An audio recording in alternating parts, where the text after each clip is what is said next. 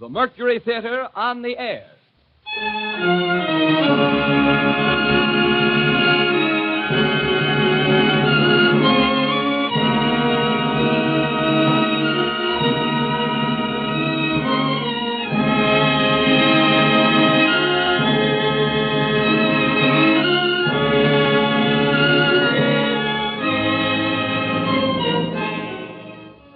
The Columbia Network takes pride in presenting Orson Welles and the Mercury Theater on the air in the third broadcast of a unique new series dramatizing famous narratives by great authors.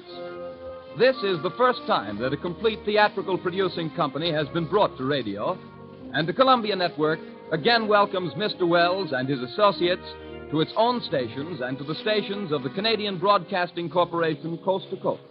Every week, Orson Welles invites our listeners to suggest their favorite titles. And tonight, at your request, the Mercury Theater on the air presents A Tale of Two Cities by Charles Dickens, with Orson Welles as Dr. Manette and Sidney Carton. A Tale of Two Cities.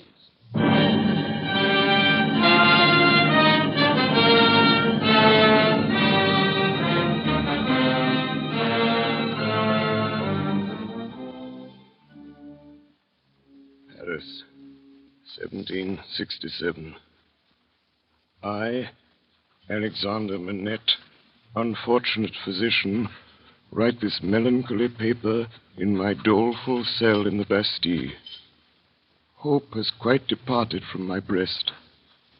I write these words with a rusty iron point, dipped in scrapings of soot and charcoal from the chimney, mixed with blood. One cloudy night, 10 years ago, I was walking along the quay by the river. Dr. Manette. Dr. Manette. That is my name. Dr. Manette, formerly of Beauvais. I am that Dr. Manette. Will you please to enter the carriage, Dr. Manette? Gentlemen, pardon me, but I usually inquire who does me the honor to seek my assistance. Doctor, your clients are people of condition. Enough. Will you please to enter the carriage? They were armed and I was not. I got in silence.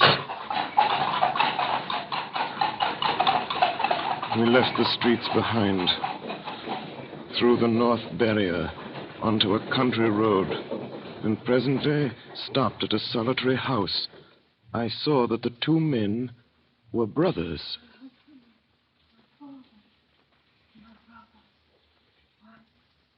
In an upper room, I found a patient in a high fever of the brain lying on a bed. She was a woman of great beauty and young, certainly not past 20. Her hair was torn and ragged, and her arms were bound to her side. My husband, my father, my brother. 1, 2, 3. How long has she lasted? It's about this hour last night. She has a husband, a father, and a brother? A brother. You are not her brother? I am not. My brother. 1, 2, 3, 4, 5. There is another patient. You had better see. Come. 7, 8. In a back room on some hay on the ground lay a handsome boy of not more than 17. His wound was a sword thrust, received from 20 to 24 hours before. He was dying fast. How was this done, monsieur? Crazed young common dog, a peasant, forced my brother to draw on him and has fallen by my brother's sword, almost like a gentleman. The boy's eyes moved slowly towards me. Have you seen her, Doctor? I have seen her. She is my sister, Doctor. She was a good girl, married to a good young man, too. One of his tenants. We are all tenants of his. But the Marquis of Saint-Alverman saw her, and what do you think they did? He and his brother. You know, Doctor, that is among the rights of these nobles to harness us common dogs to carts and drive us. They so harnessed my sister's husband and drove him all day, and all night kept him on the grounds in the unwholesome nights, quieting the frogs so that their nobles' sleep might not be disturbed. And then back in the harness in the day. Taken out of harness one day at noon to feed, if he could find food. He sobbed 12 times. Once for every stroke of the bell, and died on her bosom. And then, when her husband was dead, that man took her away. I saw her pass on the road. I tracked him here, and last night I climbed in. A common dog, but a sword in my hand. I made him draw and fight with me. Common dog though I am. Where is he? He is not here. Marquis of St. Avramon. In the days when all these things are to be answered for, I summon you and yours to the last of your bad race to answer for them. I mark this cross of blood upon you as a sign that I do it. He put his hand to the wound in his breast, and with his forefinger drew a cross in the air. He stood for an instant with a finger yet raised, and as it dropped, he dropped with it, and I laid him down, dead. My husband, my father, my brother. I One. returned to the bedside of the girl. The sound of her voice never ceased. She lingered on for a week. Then, on the 8th day... Last she is dead? She is dead. I congratulate you, my brother. 5 nights later, toward 9 o'clock, a man in a black dress rang at my gate, demanded to see me, and softly followed my servant, Ernest Defarge, upstairs, into the room where I sat with my young wife. An urgent case, Doctor. Won't detain you long. I have a coach waiting.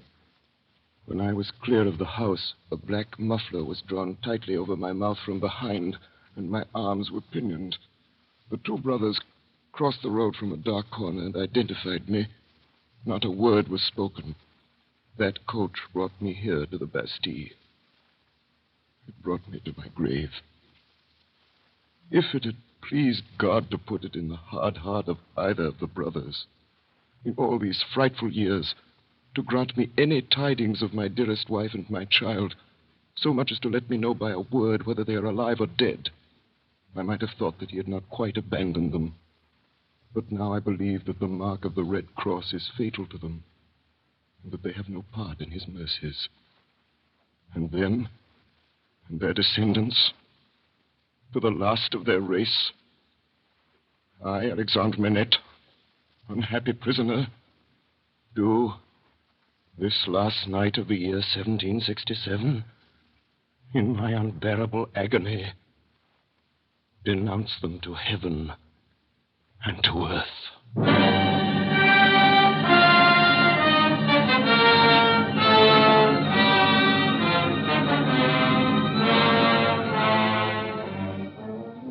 The words are written in scrapings of soot mixed with blood on scraps of crumbling paper. There they lie, hidden away in the solid stone, year after year.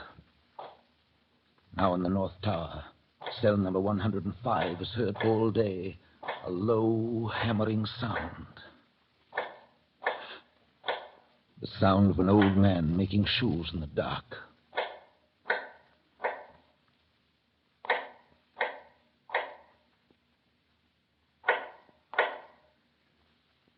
One day, after 18 years, the sound stops, and for a while, North Tower cell number 105 is empty.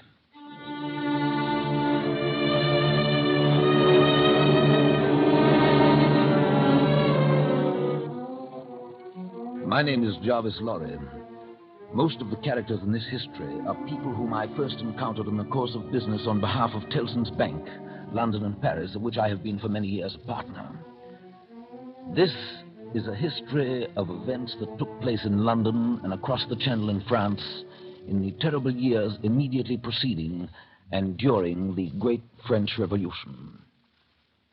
1785, the Dover Road. What o'clock do you make it, Joe? 10 minutes good past 11. My blood, and the Dover coach not atop a shooter's hill yet. Hey, Joe. What do you say, Tom? I see an horse. There's a canter coming up, Joe. I see a horse at a gallop, Tom. Gentlemen, in the king's name, all of you. Joe! You there! Stand the right fire! Is that the Dover Mail? Never you mind what it is. What are you? Is that the Dover Mail? What do you want to know? I want a passenger if it is. What passenger? Mr. Jarvis Lorry. Gentleman of the name of Laurie. Answer straight. Yes, what is it? Does somebody want me? Mr. Lorry, What's the matter? a dispatch sent after you from over yonder. Kelson and Company. He can come close, guard. There's nothing wrong. I hope there ain't. Hey, you! Come in at a foot pace. Let's have the dispatch. Here it is, Mr. Lorry. Joe? God, there's nothing to be afraid of. I belong to Tellson's Bank in London. I'm going to Paris on business. Now, read this. If so be as you're quick, sir. Wait for Miss Manette at Dover. You see, God, it's not long. Messenger. Yes, sir. Take back my answer to London. Here it is. Recalled to life. Recalled to life? Yes, Mr. Lorry. Good night.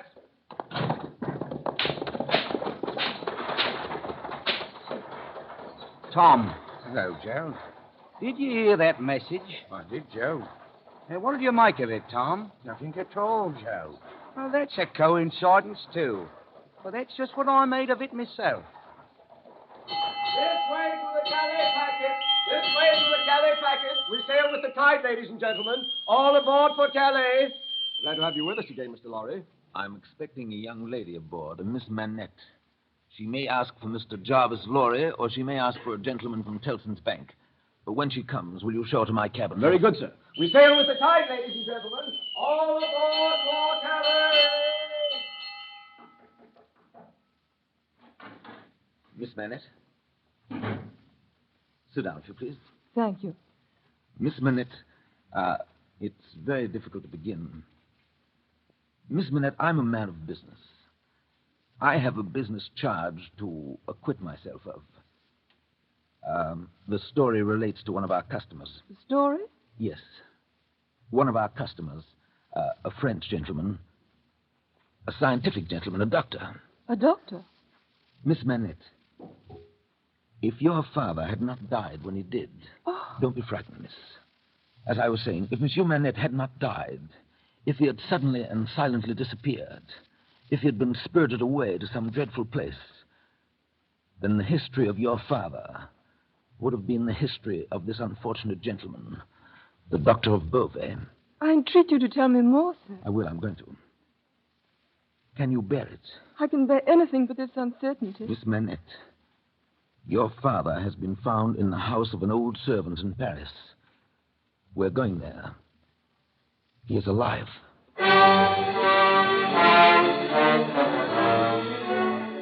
In the quarter of Saint-Antoine, in a narrow, mean street full of offense and stench, peopled by rags and nightcaps and hunger, smelling of rags and nightcaps and hunger, we found the wine shop of Dr. Manette's old servant, Ernest Defarge. His wife sat in the shop behind the counter as we came in. A stout woman wrapped in fur. She was knitting. Ernest Defarge? That's me. May we have a word with you? Willingly, sir. My name is Jarvis Lorry of London. This is Miss Manette. Come with me, then. I'll take you to him.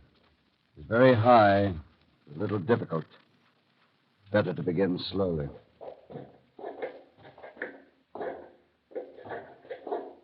Is he always alone, then? Yes, His own desire? of necessity. He is greatly changed. Changed?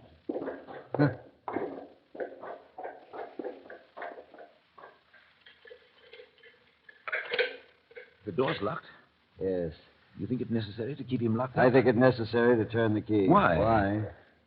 Because he has lived so long locked up that he'd be frightened, rave, tear himself to pieces, die. His door was left open. Is it possible? Is it possible? Yes, it is possible in this fine world we live in. Not only possible, but done. Done, see you, under that sky there every day. Will continue being done until the last of that accursed race has perished from the face of the earth. Quiet.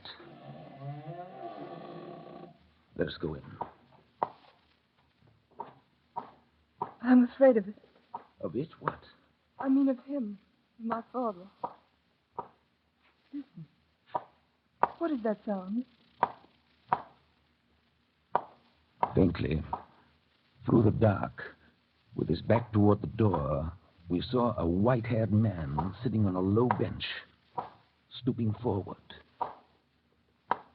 Very busy, making shoes. Father. Good day, Manette. Day. Still hard at work, I see. Yes. Yes, I'm working. I want to let in a little more light here. You can bear a little more? Well, what did you say? You can bear a little more light? I must bear it. If you let it in. You have a visitor, Manette. What did you say? Here is a visitor. Show him the shoe you're working at. Take it, monsieur. Now tell monsieur the maker's name. I forget what it was you asked me. The maker's name. Did you ask me for my name? Yes, I did. 105 North Tower. Is that all? 105 North Tower. At that moment, his eyes caught the skirt of Lucy's dress. He raised them and saw her face. What is this? You're not the jailer's daughter? No. Who are you? Who are you? She sat down on the bench beside him.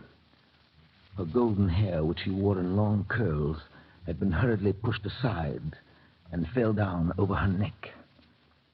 Advancing his hand, little by little, he took it up and looked at it. It is the same. How can it be? When was it? She laid her head upon my shoulder that night when I was summoned out. She had a fear of my going. Or was this? Was it you? Was it you? No, you're too young. It can't be. Can't be. You're too young, too young, too young. Father. Mr. Lorry, Dr. Manette is, for all reasons, best out of Paris. Best out of France.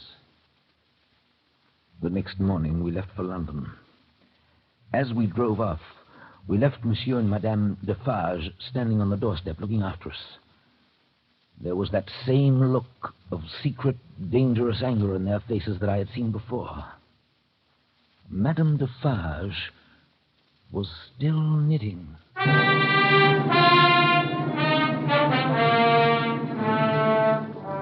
The next night we were in Calais.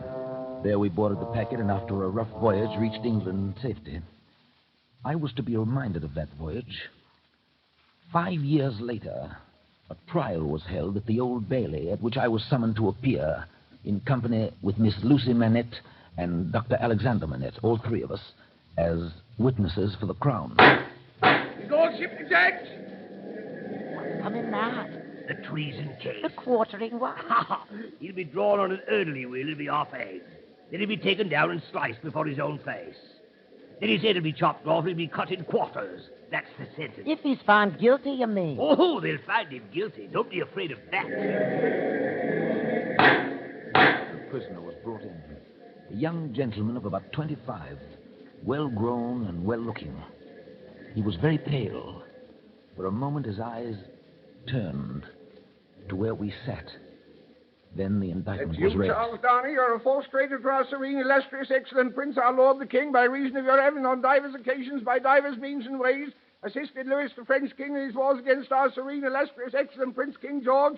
That is to say, by coming and going between the dominions of our said serene, illustrious, excellent Prince, knows the said French Louis, and wickedly, falsely, traitorously. Prisoner, do you plead guilty or not guilty? Not guilty. I shall now prove, my lord, to the satisfaction of yourself in this jury, that the prisoner Charles Darnay, though young in years, is old in these treasonable practices, which today claim forfeit of his life. That this correspondence with our national enemy is not a correspondence of today, nor of yesterday, nor even of last year or the year before that. That as long as 5 years ago...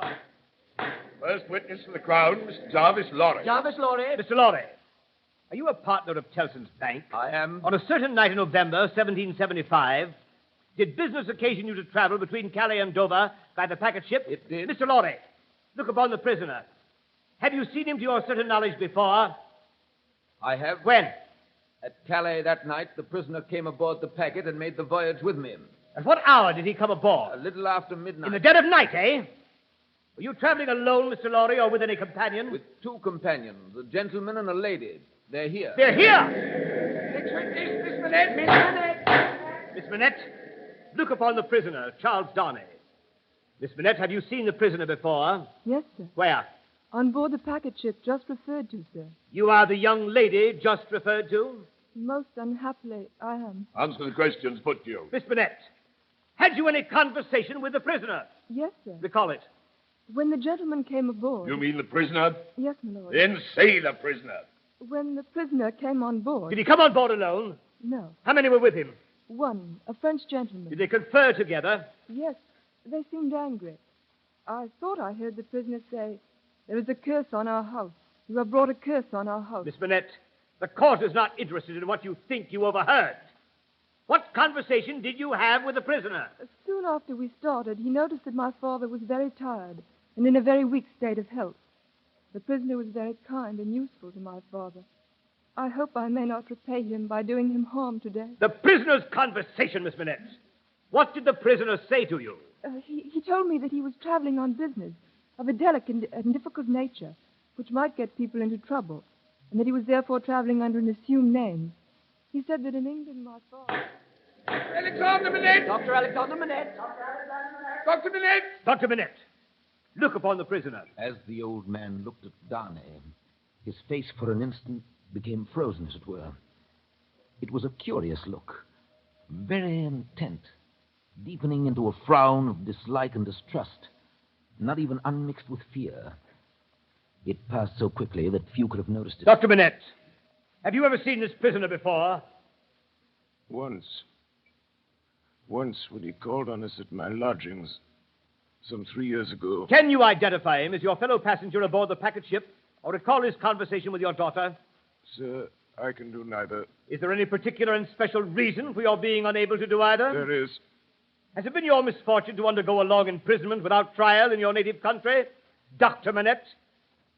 A long imprisonment. Were you newly released on that occasion? They tell me so. Have you no remembrance of the occasion? None.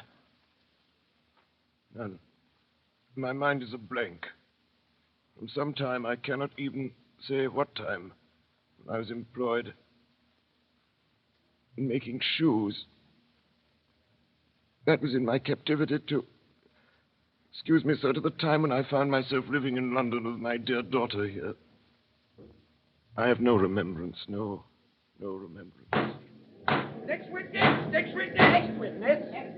Next witness! Now things began to look black for the prisoner. The prosecution held that previous to that Friday night in November 5 years ago, Charles Darnay had visited a dockyard town on the south coast of England, and there collected information which he later delivered to the French authorities in Calais. In proof of this, the star witness, who had every appearance of being himself a paid spy, now took the stand and identified Charles Darnay as having been at the precise time required in the coffee room of a hotel in that dockyard town, waiting for another person. On this point, counsel for the prisoner tried in vain to shake him. And that is the only time you ever saw this prisoner? Yes, Your Honor. You never saw him before or since? No, Your Honor. No. Now, a curious thing happened. A gentleman who had been sitting off by himself all this time, staring up at the ceiling of the court, suddenly came to life, removed his wig, wrote a word or two on a little piece of paper, and tossed it to the prisoner's counsel, who opened it, and then looked with great attention and curiosity at the prisoner. You say again you are quite sure that it was the prisoner? Oh, quite sure, Your Honor. Did you ever see anybody very like the prisoner? Oh, no, Your Honor. Do you think there could be anybody so like the prisoner that you could be mistaken? Oh, no, Your Honor. But if there were, you would then admit that you might have been mistaken. Huh? Oh, yes, Your Honor. Very well. Look upon Mr. Sidney Carton, my learned friend there, without his wig, and then look well upon the prisoner. How say you? Are they not very like each other? God, like as two peas in a pod. 2 peas. It ain't natural.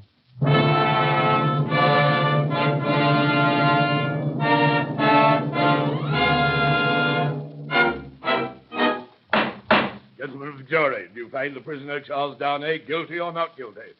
Not guilty.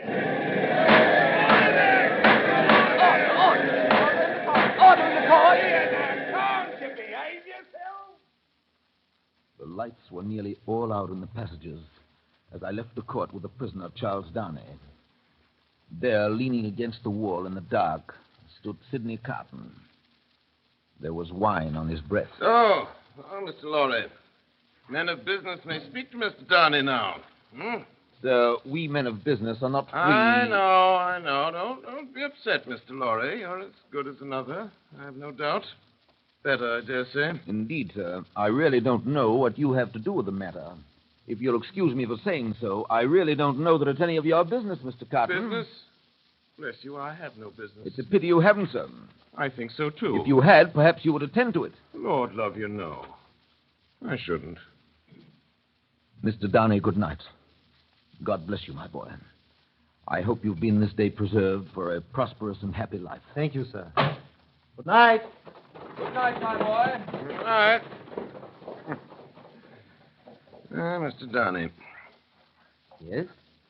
Mr. Downey, this is a strange chance that throws you and me together. This must be a strange night to you, standing alone here with your counterpart on these street stones. I hardly seem yet to belong to this world again. I feel quite faint. Then why the devil don't you dine? Let me show you the nearest tavern to dine well at. Come on.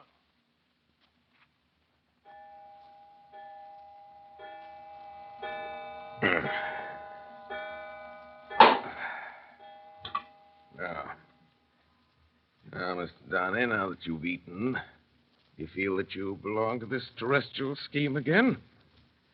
It must be an immense satisfaction for you. Waiter, another bottle of wine.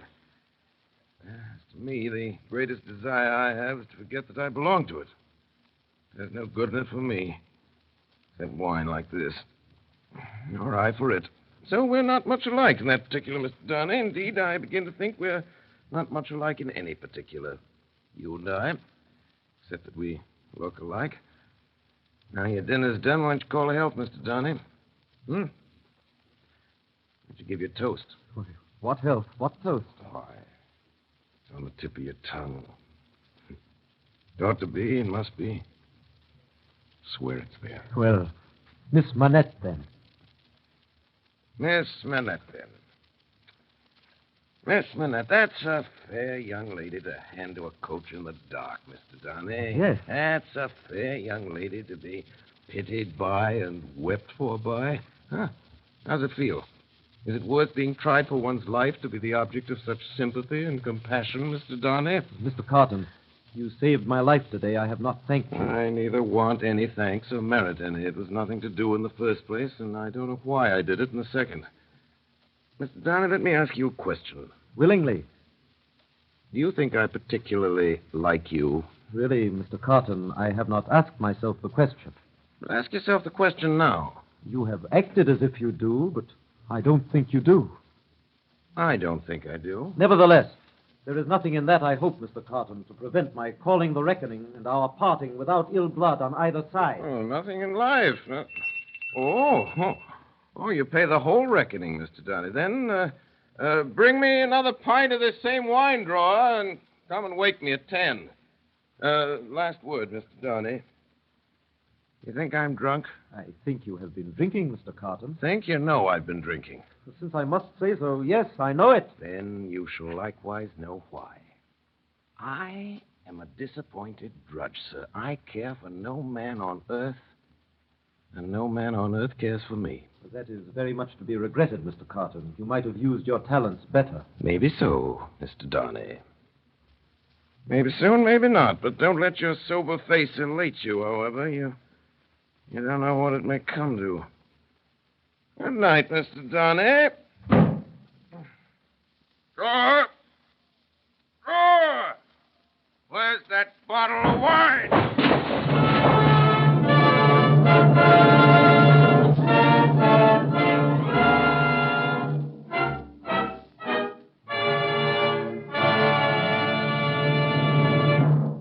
You are listening to the Columbia Network's presentation of Orson Welles and the Mercury Theater in Charles Dickens' Tale of Two Cities. We pause a moment now for station identification. This is the Columbia Broadcasting System.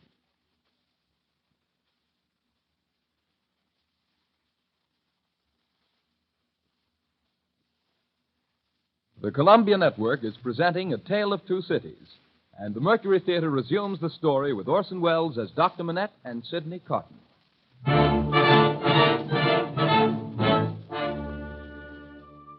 A pretty pattern. You think so? Strange, too. It looks like many names knitted there. But that can't be. No, that can't be. May I ask what it's for? Pastime? Not for use. That depends. I may find a use for it one day. Who knows? If I do, well, I'll use it. Madame Defarge. Yes? I have news that may interest you.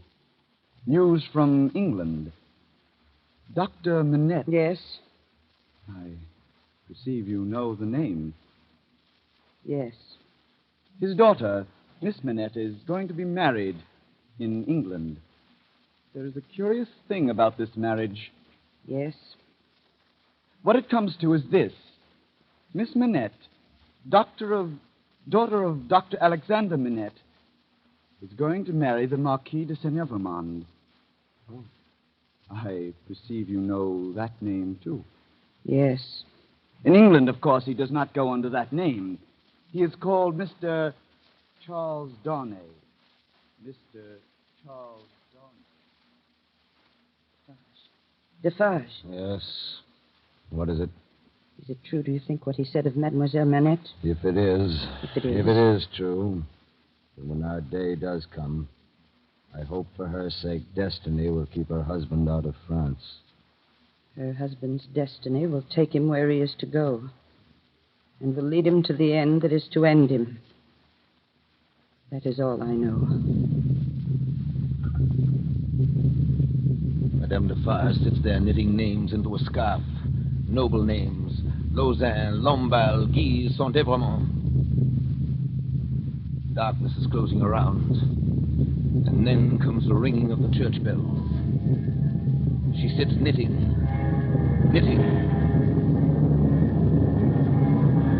Another darkness is closing in when the church bells will soon be melted into thunder cannon, when the drums shall be beating to drown a wretched voice.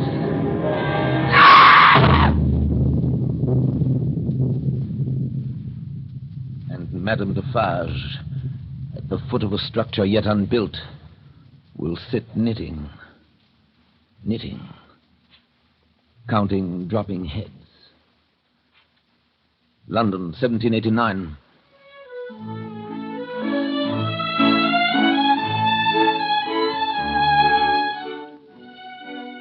Never did I see two people more united than Dr. Manette and his daughter in the weeks before Lucy's marriage to Charles Darnay. Are you happy, my dear father?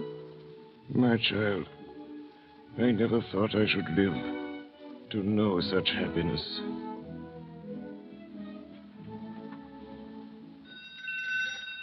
An occasional visitor to their house in Soho Square was Sidney Cotton. He was not improved in habits, or in looks, or in manner.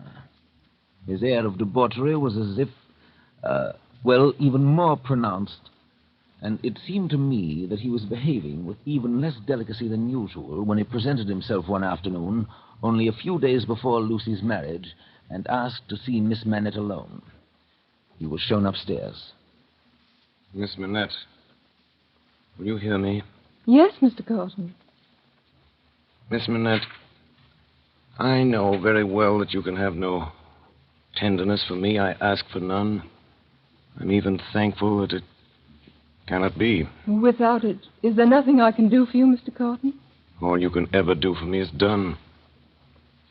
I wish you to know that you've been the last dream of my soul.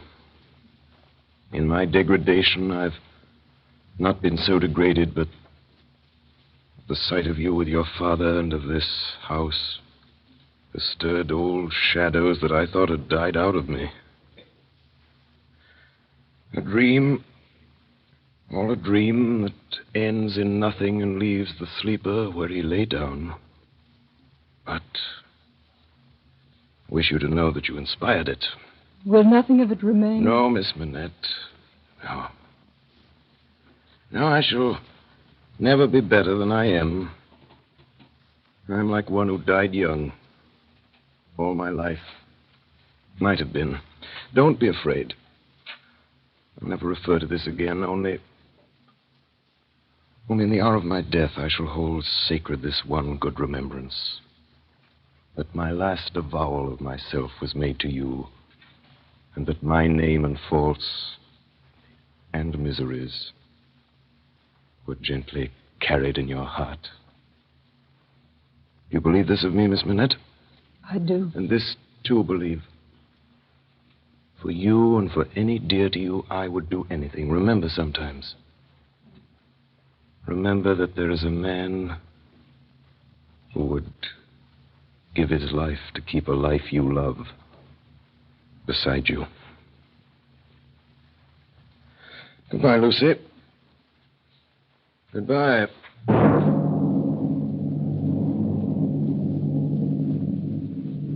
Paris, 1789, July 14.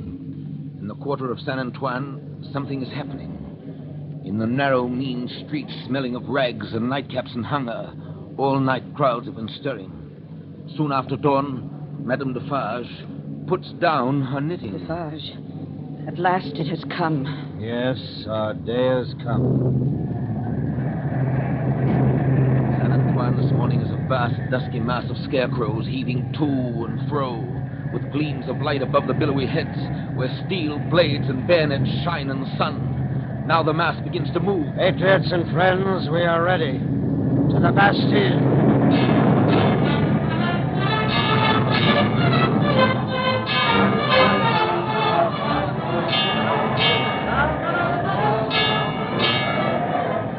The living sea rises, wave on wave, depth on depth, overflowing the city. After 2 hours, a white flag from within the fortress. The sea rises wider and higher. Over the lower drawbridge, past the massive stone outer walls, in among the 8 great towers surrendered. The prisoner! The secret cell! The instruments of torture! The prisoner! The secret cell! The North Tower. What is the meaning of 105 North Tower? Quick. It is a cell, citizen. Show it to me. There is something hidden there that I must find. Pass this way, Citizen Defarge. 3 years go by. The King of France and the Queen of France have paid with their lives for the suffering of the people. Day after day, fresh victims are driven through the streets of Paris to feed this new monster which lives on human blood, the guillotine. And at its foot, day after day, sit the women, knitting. London, 1792. The headquarters and the great gathering place of those who fled from France in those troubled years was Tellson's Bank. Letter for Marquis de Saint-Aubin. Here.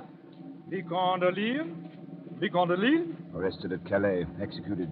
Baron de Neuville. Arrested. Executed. Marquis de Saint-Evremont. Marquis de Saint-Evremont. Here. Mr. Darnay. I'll take it. Charles Darnay. I didn't know that you were I'll familiar take with... charge of the letter, Mr. Lorry. You know where to deliver it? I do. If there's any answer, I'll let you know. Monsieur, heretofore the Marquis Charles de Saint-Evremond. I have been seized and brought to Paris. The crime for which I am to lose my life is, they tell me, treason against the majesty of the people, in that I have acted against them for an emigrant.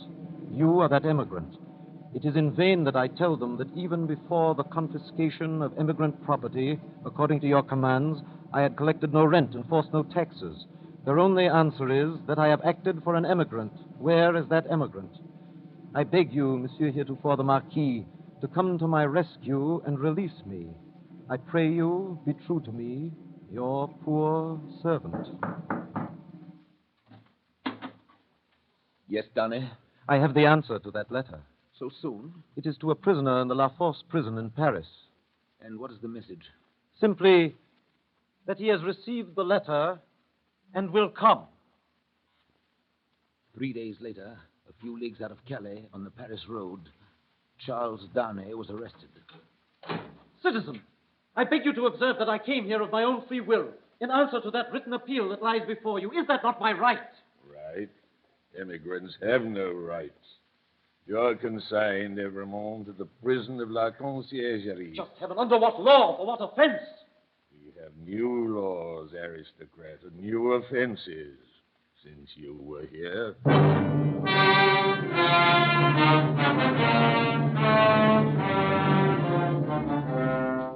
News reached London through a secret agent of Tellson's bank that Charles Darnay was in prison in danger of death.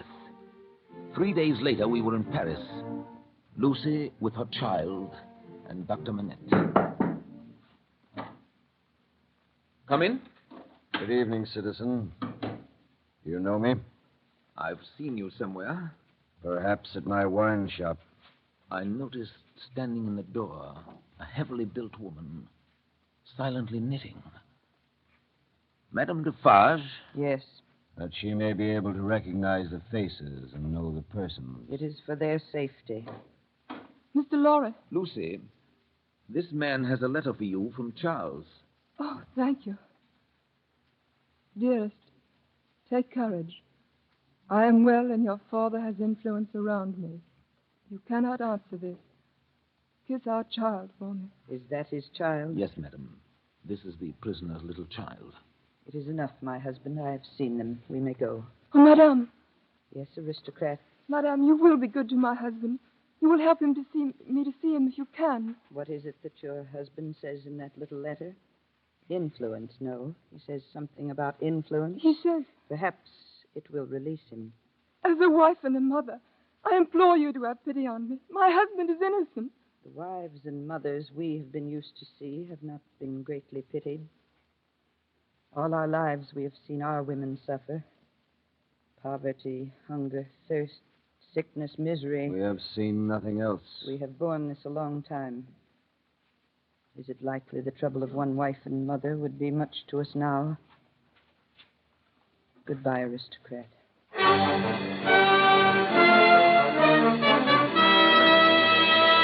Evremont, call Donny! Charles Evremont, call Donny! Prisoner, is it true that you have lived many years in England? That is true. Then you are an immigrant? No, citizen judge. Prisoner, why did you return to France when you did? I returned to France on the written entreaty of a French citizen to save a French citizen's life. Is that the action of a guilty man? Is that criminal in the eyes of the Republic? Citizen Dr. Manette, take the stand. Dr. Manette, do you know this prisoner? I do. Where did you first make the prisoner's acquaintance? In England, citizen judge, on my release from long imprisonment. This man was my first friend. For years he has lived in my house, always faithful and devoted to my daughter and myself in our exile. In all the years that I know this man, I, Dr. Manette, for 18 years, prisoner in the Bastille. Enough! Live, Dr. Manette! Not guilty! Not guilty!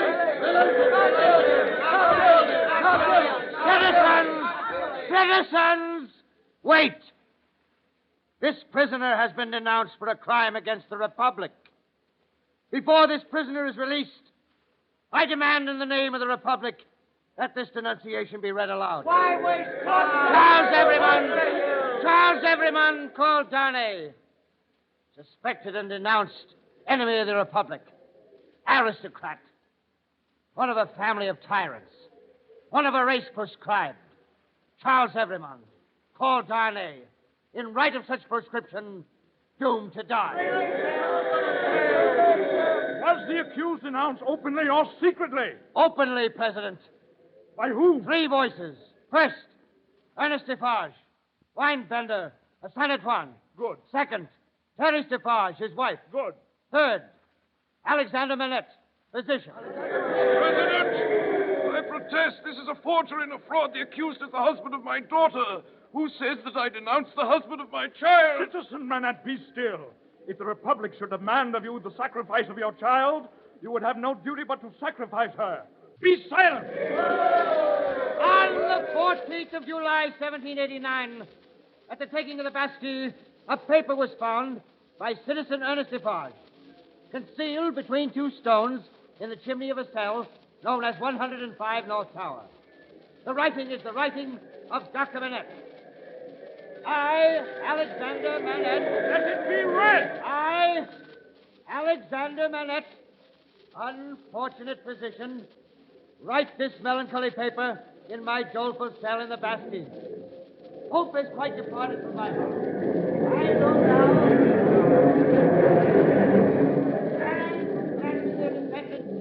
To the last of their race, I, Alexander Manette, unhappy prisoner, do this last night of the year, 1767, in my unbearable agony, denounce to the times when all those things shall be answered for. I denounce them to heaven and earth. Death!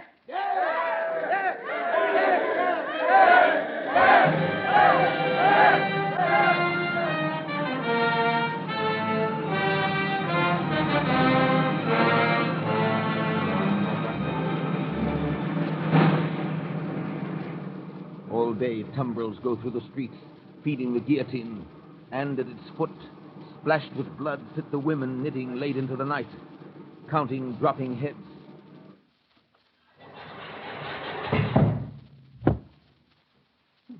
Don't be alarmed, Mr. Lorry.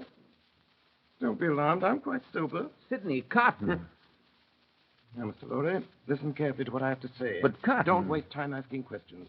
First, Mr. Lorry, here is the certificate which enabled me to pass out of the city.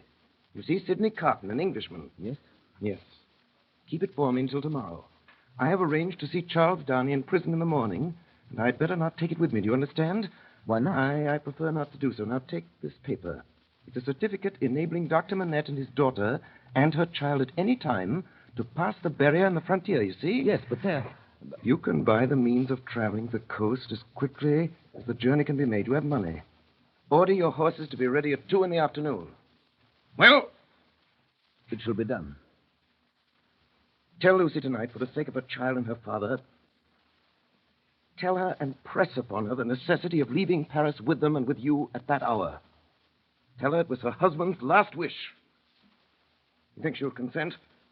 I believe Have so. all these arrangements made in the courtyard, and here, even to the taking of your own seat in the carriage, and then, the moment I come to you, take me in and drive me away. Do you understand that? I understand that whatever happens, I am to wait for you. You have my certificate in your hand with the rest. The instant my place is occupied, you start for England. Promise me solemnly that nothing will make you alter the course on which you now stand pledged to each other. Nothing, Carton. Remember these words tomorrow. Remember them. Change the course or delay for any reason, and no life can possibly be saved. Many lives dear to us must inevitably be sacrificed. I will remember them. I hope to do my part faithfully. Yes, yes. And I hope to do mine. In the black prison of the conciergerie, the doomed of the day await their fate. They are 52. Even before their cells are quit of them, new occupants have been appointed. Before their blood runs into the blood spilled yesterday, the blood that is to mingle with theirs tomorrow is already set apart.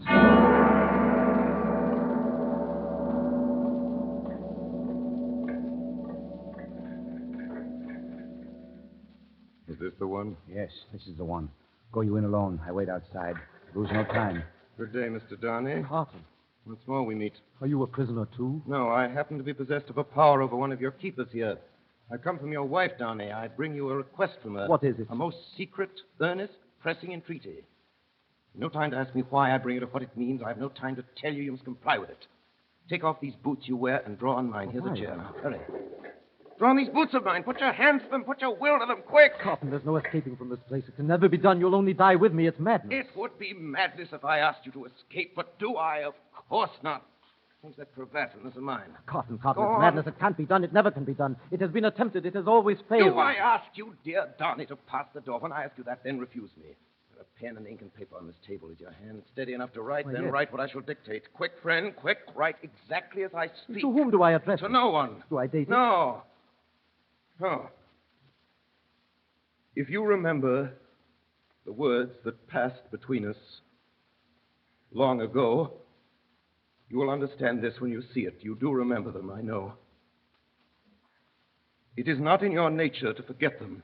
Have you written forget them? I have. Is that a weapon in your hand? No, I'm not armed. What is in your hand? You shall know directly. Write on there, but a few words more. I am thankful the time has come when I can prove them. That I do so is no subject for regret or grief. What is that, vapor? Vapor? Something in the air? I'm conscious of nothing. Take up the pen and finish. Hurry, hurry. If it had been otherwise, I should have had so much the more to answer for. If it had been otherwise, if it had been otherwise. Donnie. Donnie. Good. Hey there! Quick! Come in. Have him change his coat. Now, call for help. Take me to the coach. You? Him, man, with whom I've changed. You go out by the gate by which you brought me in. Of course. I was weak and faint when you brought me in, and I'm fainter. Now you take me out. The parting has overcome us. Such things happen here often, too often. Quick, call for help. You swear not to betray me. Man, don't waste time. Take him yourself to the courtyard. You know him. Place him yourself in the carriage. Show him yourself to Mr. Lorry and tell him to remember my words of last night and his promise of last night and drive away. Hey there! Hey! Help! Man fainted!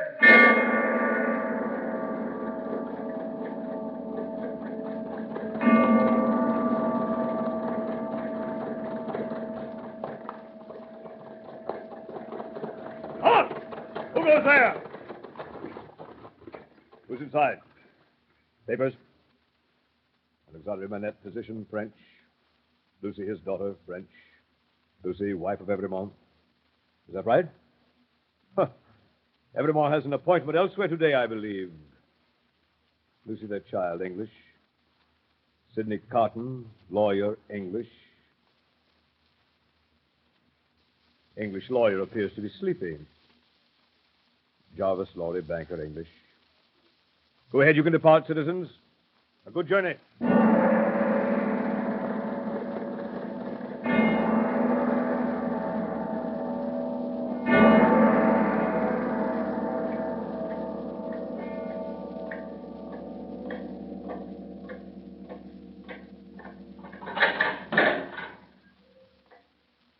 Follow me, Evermore.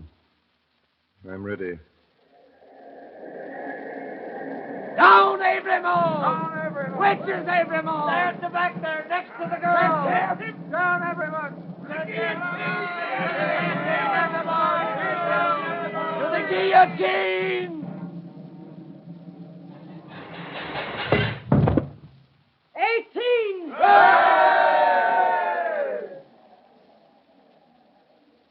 Citizen Evermond, do you remember me? I'm a poor little seamstress who was with you in the prison. Huh? Oh, true, I forget. What were you accused for? Plot. Is it likely? Who would think of plotting with a poor little weak creature like me? 19!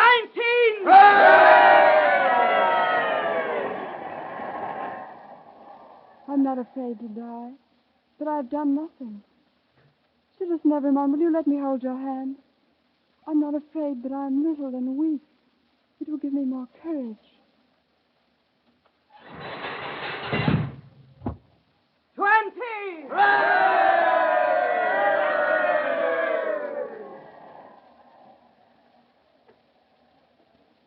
Keep your eyes upon me, dear child. Keep your eyes on me. Mind nothing else. I mind nothing while I hold your hand. I shall mind nothing when I let it go. If they are quick. They'll be quick. Never fear. 21!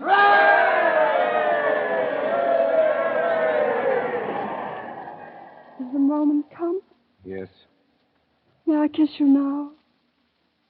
I'm so afraid. my child. Nothing to fear. I see these men around me.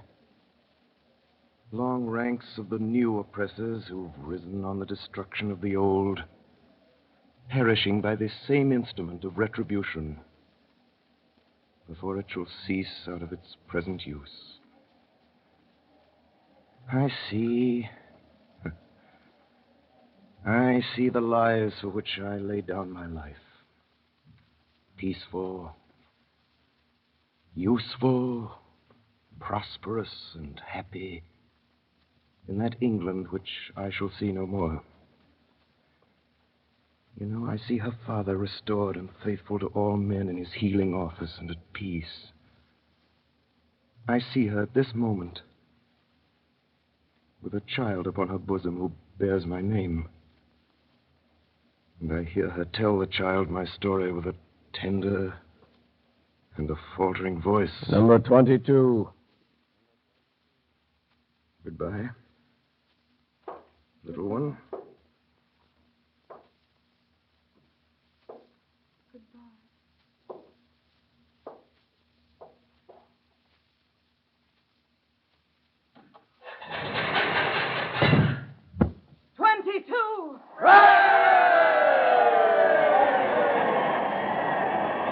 Number 23. Right, citizen.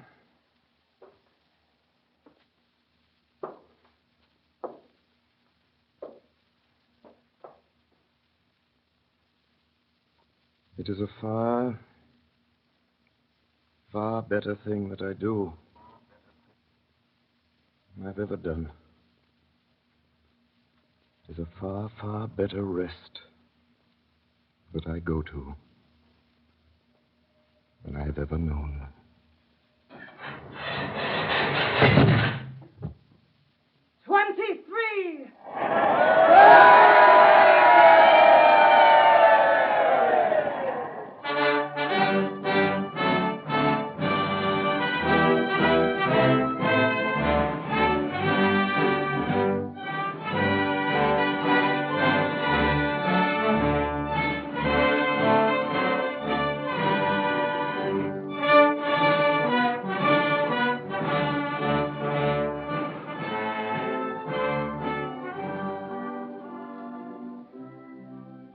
Tonight, the Columbia Network has brought you Orson Welles and the Mercury Theater on the Air in A Tale of Two Cities by Charles Dickens. We now present the star and director of these broadcasts, who tonight played Dr. Manette and Sidney Carton, Orson Welles. Ladies and gentlemen, I should like first to thank the actors of the Mercury Theater who played with us tonight.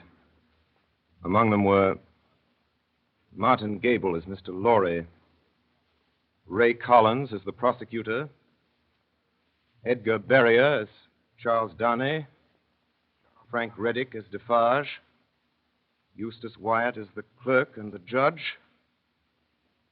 Kenneth Delmar as the counselor for the defense,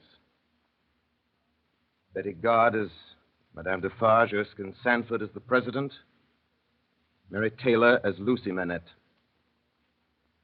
Next Monday night, we do a novel by one of the most distinguished of living statesman authors, John Buchan, Lord Tweedsmuir, the Governor General of Canada. It is 39 Steps, the famous story of the weeks immediately before the Great War. A story of spies and intrigue and a man with hooded eyes. Please tune in next week. Tonight's production was done at your request, and we intend to choose later works in this series on the basis of your letters to us. We're reading all the letters with the greatest of interest, and we thank you for your valuable suggestions. And now, good night, ladies and gentlemen. Until next Monday at the same time.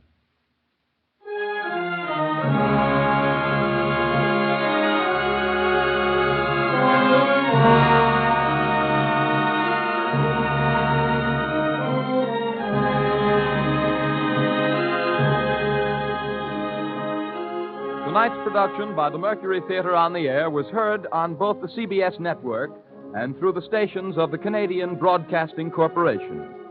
Bernard Herrmann conducted the music, and Davidson Taylor supervised for the Columbia Network. Dan Seymour speaking. This is the Columbia Broadcasting System.